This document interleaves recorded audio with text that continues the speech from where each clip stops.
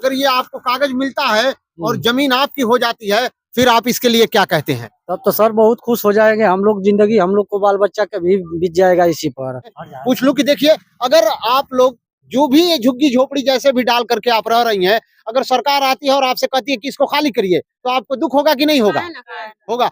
अगर ये थोड़ा सा ये पकड़ लें आप, अगर ये झुग्गी झोपड़ी आपके नामे हो जाएगी, तो इसके लिए आप खुश होंगी? क्या नाम है आपका? सुशीला। सुशीला जी, ये जमीन का कागज देख करके आप कितना खुशी महसूस कर रही हैं? बहुत खुश। देखिए सर, आखिर यहाँ पर औरतें ही लोग हैं, इनके मर्द कहाँ हैं? देखिए, समुदाय जो है, ये मर्द जो है मटका मजदूरी का काम करते हैं, खुदाई वगैरह का काम करते हैं, तो वो सुबह ही काम के लिए निकल जाते हैं। पीछे औरतें छूट जाती हैं, तो दिन के समय वो मिलते नहीं हैं। बड़ी समस्याएं हैं, बहुत चीज़ों और बहुत सी उन समस्याओं से जुड़ी अन्य समस्याएं भी मैं हैं। मोइनुद्दीन, आप देख रहे हैं जनता की आवाज 007। साथियों, आज मैं ये बात कहने से नहीं रुक सकता हूँ कि गजब है प्रभु की माया, कहीं धूप कहीं छाया।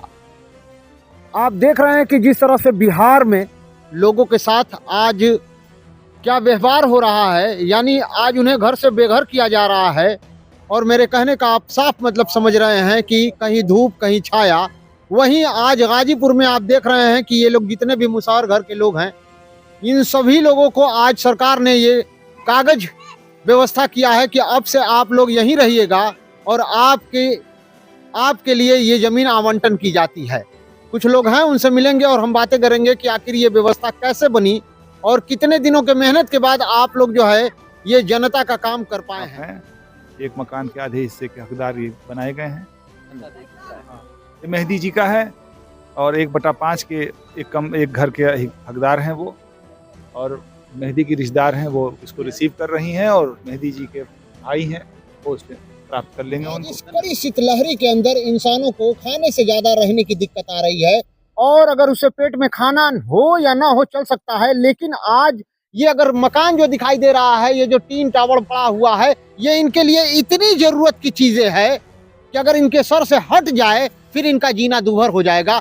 इसी सर के छत हटने को लेकर के सर ने आज लगभग 2.5 साल से वो मेहनत किया है। मैं इन्हीं के मुख से और इन्हीं की ज़बानी सुनना चाहता हूं कि वह मेहनत कब, क्यों और किसके लिए किया आपने सर?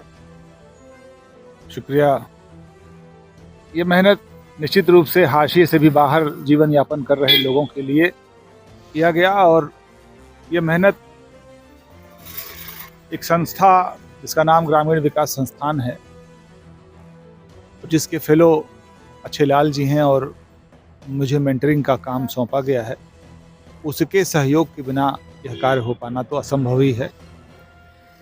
उनकी प्रेरणा से और जिस प्रकार से फेलोज को उनका लक्षित समूह और कार्य क्षेत्र बांटा गया, जिसमें यह भी शामिल था कि इस प्रकार से हाशिए के बाहर जीवन यापन कर रहे लोगों की हकदारी का भी सवाल उठा था कि उन्हें उनकी हकदारी दिलाई जाए, उनका अधिकार दिलाया जाए कम से कम। तो उस उद्देश्य के तहत समर्पित होकर के फेलो अच्छे लाल जी पिछले 3 वर्षों से प्रयास करते रहे कि जिस जगह पर ये आबाद हैं, कम से कम उस जगह का इनको मालिकाना हक मिल जाए। सर, जैसा कि आप देख रहे हैं कि लोग पैसा दे करके अपना जमीन खरीदने के बाद भी आज ऐसा मुआशरा बन चुका है, सिस्टम बन चुका है कि वो अपना मालिकाना हक नहीं ले पा रहे हैं। ये इनकी जमीन नहीं है, फिर भी इनको दिलाने के लिए आपको कितनी मेहनत करनी पड़ी? देखिए, मैं इस सवाल को सिरे से नकारता हूँ कि इनकी ज़मीन नहीं है, क्योंकि इंसान जब पैदा हुआ तो इस पूरी धरा का मालिक था, सभी को बराबर का हक यहाँ पे हासिल है। लेकिन यह सोचने का सवाल है कि कैसे एक समुदाय किन परिस्थितियों में, किन हालात में समेट करके धीरे धीरे उसकी एक सामुदायिक पहचान बन जाती है, और बहुत जगह वो सामाजिक विभेद का शिकार बनता है, और उसे समेटते हुए ला करके ज़मीन के एक ऐसे कोने पर समेट दिया जाता है जहाँ पूरा 50 घर जो है वो सीमित हो जाता है। और ज़मीन का नेचर भी, ज़मीन की नवैयत भी ऐसी रहती है जहाँ किसी को मालिकाना हक नहीं मिल पाता। तो ये हमारे एक लंबे समय से सोचने की बात है कि आखिर ये समुदाय कैसे यहाँ सिमट करके आ गया। जब हम लोगों ने जांच किया तो मालूम चला कि ये पोखरी की ज़मीन है, पोखरी है और उससे लगा हुआ कुछ और भी मामला है। मतलब ये सदियों से प्रताड़ना और वंचना के शिकार होते हुए यह समुदाय जो है सिमट करके इस धरती के इस छोटे से टुकड़े पर आके बसा हुआ है, जहाँ बिल्कुल भुट्टे के दाने की तरह से चिपके हुए एक दूसरे के घर, एक घेट्टो टाइप का की जगह है, जहाँ पर जीवन यापन कर रहे हैं और किसी भी सुविधा से वंचित। तो जब तक तमाम जो सुविधाएं सरकार की भी घोषित हो रही हैं वे उन्हें ही मिल रही हैं जो अपने रहाइश का प्रमाण पत्र दे पाते हैं, जहाँ उनके निवास का प्रमाण पत्र मिल जाता है कि हाँ ये मेरा निवास है। बहुत सुविधाएं हैं जो उससे मिलती हैं, तो उन तमाम सुविधाओं से भी वो वंचित रहे। तो इसके लिए चूंकि लक्ष्य था कि उन्हें हकदारी दिलानी है और हम लोगों ने एक लक्ष्य बनाया कि इनको कुछ कम से कम ऐसा हो कि जिस ज़मीन के ऊपर ये आबाद है, जहाँ सिमट करके अब आ गए हैं, वहाँ कम से कम जिस मुट्ठी भर ज़मीन पर ये अभी अपनी झोपड़ी झुग्गी डाले हुए हैं उसके कम से कम मालिक बन जाए। तो इसके लिए हम लोग का निरंतर प्रयास रहा। बड़ी निराशाएं भी हुई प्रशासन के स्तर पर भी, अन्य लोगों के स्तर पर भी, लेकिन मैं बहुत जल्दी से बातों को समेटता हूँ, बहुत लंबा हो जाएगा। कि देर आए दुरुस्त आए, आते आते 3 साल की फेलोशिप भी समाप्त होने के कगार पर आ रही है और हम लोग अपना अंतिम कार्यशाला करने जा रहे हैं। उससे पूर्व मुझे खुशी है कि सभी लोगों को घरौनी प्रपत्र 7 का हकदार वो हो गए हैं और जहाँ वो आबाद हैं वहाँ पे वो आबाद रहेंगे। मैं धन्यवाद देता हूँ संस्था को भी और इस फेलोशिप को भी, और साथ में अच्छे भाई के प्रयास को भी। थोड़ा बहुत प्रयास तो गाइडेंस हमारी भी रही कि वकील साहब ने मुझसे कहा कि नहीं आप जाके वहाँ पे नजरी नक्शा आप ही बना सकते हैं। तो मैं इस बस्ती के अंदर घूम करके इनके नजरी नक्शों को मैंने तैयार किया और उसका परिणाम है। और बहुत तरह से प्रशासन के लोगों ने, जो अच्छे लाल जी कह रहे थे, वर्गलाने की कोशिश की कि ये नवीन भर्ती है, इनका 45 नहीं है, वहाँ पे ड्रोन उड़ नहीं सकता, वहाँ ड्रोन हो ही नहीं सकता। लेकिन फिर भी उनसे बातचीत करने के बाद और तमाम तरह की बातों को समझाने के बाद ये संभव हो चुका कि ड्रोन उड़ा और प्रपत्र 7 आज उनके हाथ में है। 12 लोगों का प्रपत्र हमें अभी मिल गया है, अन्य लोगों का प्रपत्र भी जल्दी ही आ जाएगा। आप शुरू है, मैं आपको भी बहुत धन्यवाद ज्ञापित करता हूँ कि आप भी हमारे मुहिम से जुड़े रहे और आपके माध्यम से कम यह बात जो है लोगों के बीच जाएगी कि कैसे हकदारी संघर्ष से लोगों की मिल सकती है। बहुत शुक्रिया जनाब।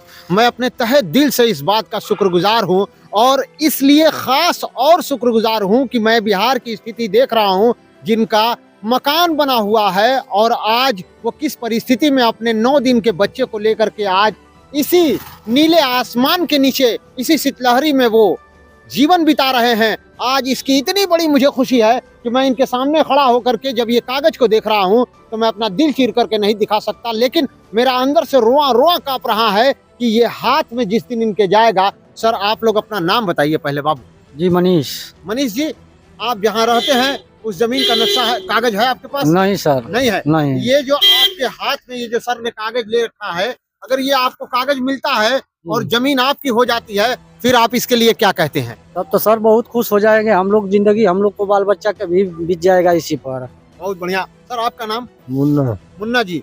ये जमीन अब आपको मिल जाएगी, आप कितना खुशी महसूस कर रहे हैं? ठीक है साहब। ठीक। हाँ क्या बात है। देखिए ये जो इंसान की जिंदगी में जमीन की एक खुशी आती है, वो एक बहुत बड़ी खुशी आती है। एक बार मैं इन औरतों से भी थोड़ा सा मैं पूछ लूं कि देखिए, अगर आप लोग जो भी ये झुग्गी झोपड़ी जैसे भी डाल करके आप रह रही हैं, अगर सरकार आती है और आपसे कहती है कि इसको खाली करिए, तो आपको दुख होगा कि नहीं होगा? होगा। अगर ये थोड़ा सा ये पकड़ लें आप, अगर ये झुग्गी झोपड़ी आपके नामे हो जाएगी तो इसके लिए आप खुश होंगी? क्या नाम है आपका? सुशीला। सुशीला जी, ये जमीन का कागज देख करके आप कितना खुशी महसूस कर रही हैं? बहुत खुश। देखिए क्या बात है। अगर देखिए एक छोटी सी जमीन अगर इनका मालिक या किसी का भी व्यक्ति, किसी का भी मालिक यानी पिताजी खरीद करके उन्हें देते हैं तो अंदर से वो फूलों नहीं समाते हैं और लोगों को मिठाइयाँ बांटते फिरते हैं। ये जमीन का टुकड़ा इनके नामे जो हो रहा है, इसका संघर्ष जो है इस टीम को जाती है, जिस टीम ने आज 3 साल में लग करके पहले इनका आधार कार्ड बनवाया, फिर उसके बाद यह जमीन इनके नाम कराया। कुछ लोग और हैं जो इस मुहिम से जुड़े हुए हैं, मैं उनसे भी थोड़ा मिलूंगा। नजमुश शाकिब जी इनका नाम है, इनका भी एक फेलोशिप है, उस फेलोशिप में आगे क्या काम हो रहा है, इस काम को करने में कैसी परेशानियां आई और कैसे आप लोगों ने इसको हासिल किया, जरा आप सब परिचय देते हुए अपनी बातों को रखिए सर। जैसा कि आपने मेरा नाम बता ही दिया है, मेरा नाम साकिब अब्बासी है और नजमुल साकिब पूरा है। तो सबसे बड़ी चीज़ है कि आज जिस परिस्थिति में हम यहाँ पर इकट्ठा हुए हैं, और आपने शुरू में भी बोला कि नीले आसमान के तले सारे लोग इकट्ठा हैं यहाँ पर, तो इसमें सबसे बड़ी जो हम आभार व्यक्त करेंगे ग्रामीण विकास संस्थान जो मऊ की संस्था है और गाजीपुर में भी काम करती है, और उसी के तहत हम लोग भी जुड़े हुए हैं।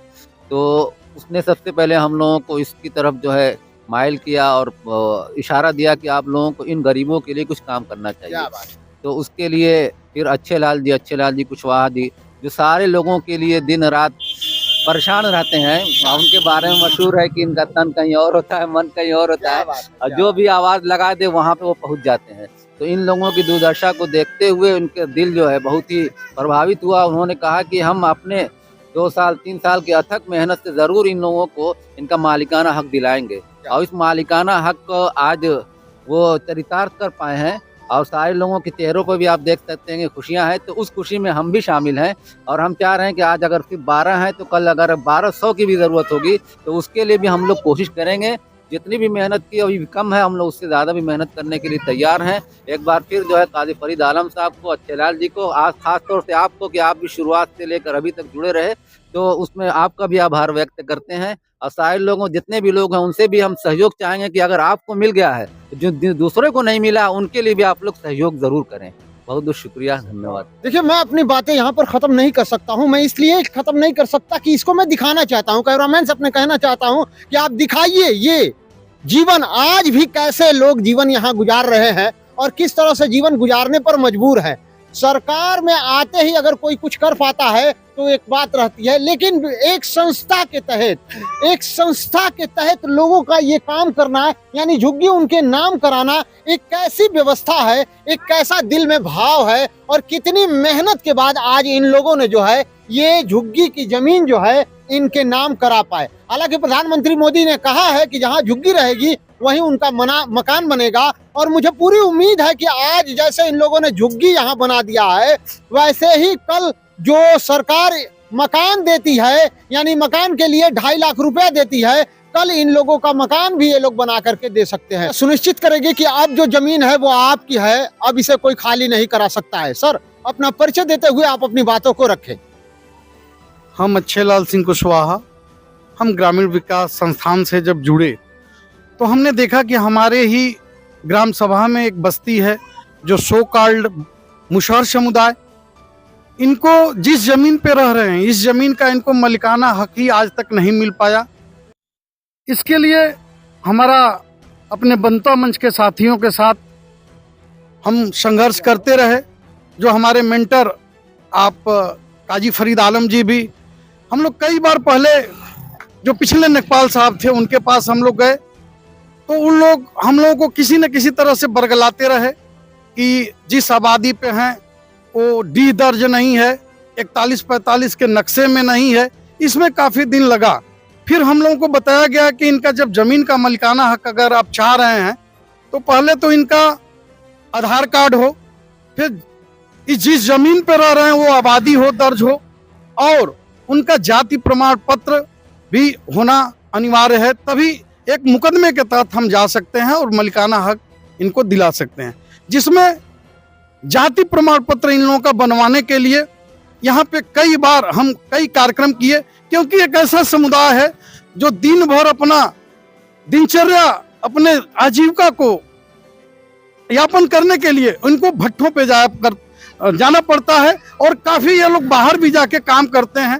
तो हम सोचे कि जब इनके साथ, हमारे बनता मंच के साथियों के साथ, हम जैसे पिछले साल 3 जनवरी को सावित्रीबाई फुले जयंती के अवसर पर हमने एक कार्यक्रम रखा। इसलिए रखा कि कार्यक्रम के दिन भी इनको बुलाया गया कि आप आइए, जमीन का हम लोग मालिकाना हक दिला रहे हैं। जमीन का मालिकाना हक मिलने के लिए हम जब मुकदमे के तहत जाएंगे तो उसमें आपको जाति प्रमाण पत्र भी आपका अति अनिवार्य है। तो जाति प्रमाण पत्र बनवाने के लिए आधार से आपका मोबाइल लिंक होना चाहिए।